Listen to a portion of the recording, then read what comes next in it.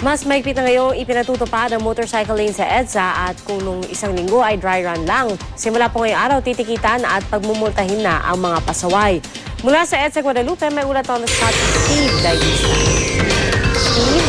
As of 11 o'clock in the morning ay nasa 151 na yung bilang ng mga rider ng motorsiklo na nahuling lumabag dito sa motorcycle lane na ipinatutupad naman sa EDSA.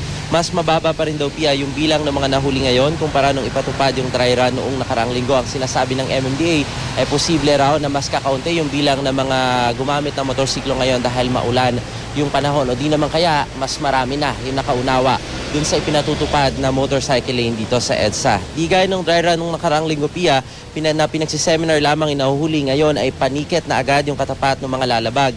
500 piso yung multa. Yung motorcycle lane Pia, yung ika-4 na lane mula sa sidewalk o yung nasa gitnang lane naman kung kayo po ay daraan sa flyover. Wala raw dahilan para hindi ito makita dahil may blue dotted lines na palatandaan. Non-exclusive din ito, ibig sabihin sa mga oras na masikip ang daloy ng trapiko ay maaaring dumaan dito yung mga pribadong sasakyan. Karaniwang katwiran Pia ng mga nahuhuli kanina ay pakanan daw sila papalabas ng motorcycle lane, yung iba naman ay pakaliwa daw papasok dito. Pero ang sabi ng MMDA, yung palusot na ito ay hindi raw nila tatanggapin kung hindi naka-signal light yung mga rider. Hindi ko naalala. Pero, noong nakaraang linggo, Lagi ako dumadaan. Ngayon ko lang kasi liliko ako dun sa dyan sa Aguinaldo. oh, Nakalimutan ko. Yes, nagiging palusot nga nila yon. Ang sabi nga namin, gamitin yung signal. Sumignal kayo na kumakanan kayo or sumignal kayo kumakanan or kumakaliwa. Kaya yung mga nahuhuli namin dito, sabi nila pakanan talaga sila. So sabihan lang na kailangan sumisignal kayo.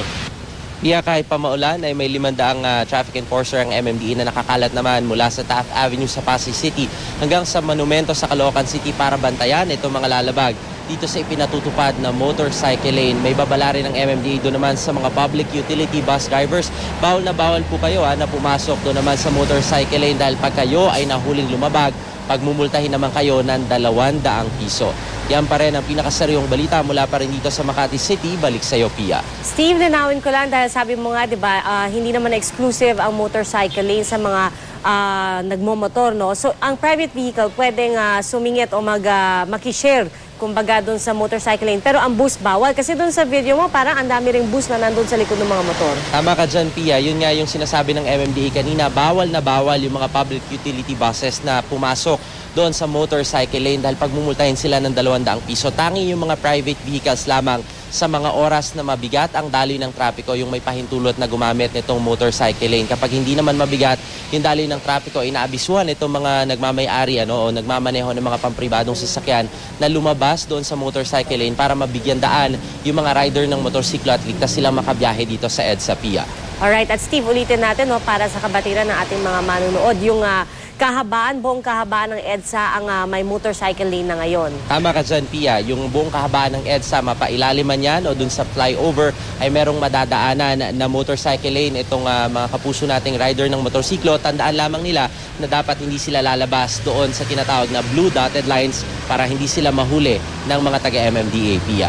At eto Steve, nakikita natin kahit maulan, nakabantay pa rin yung mga traffic enforcers natin para hulihin kung sino man ang lalabag. Tama ka dyan, Pia. Pinaghandaan daw nila yung araw na ito dahil nga ina-anticipate din nila kahapon na uulan. Kaya ang karamihan sa mga traffic enforcer ngayon, yung iba talaga nagbaon na rin ng kanilang mga raincoat para wala raw lusot itong mga rider ng motorsiklo na lalabag pa dito sa patakarang ito, Pia. Okay, so buong araw na yan, Steve, ang kanilang pagbabatay. At siguro lalo na mamaya kapag rush hour, no? Tama ka dyan, Pia, kasi madalas nagkakaroon ng problema. Minsan yung mga gawain naman kasi ng ibang mga rider ng motorsiklo na sumingit-singit dun sa mga maluluwag na areas dito sa EDSA kapag masikip yung daloy ng trapiko para mauna sila. Pero sa ngayon, wala silang katwiran para gawin yan dahil meron ng inilaan para sa kanila. Ang sinasabi ng MMDA, napakagandang programa nito dahil nasubukan na raw nila ito sa Commonwealth Avenue at doon daw ay bumaba yung bilang ng mga na-aksidente. Inaasahan nila na magiging kahalintulad din ng Commonwealth Avenue itong EDSA, bababa rin yung bilang ng mga na-aksidente para na rin daw sa kaligtasan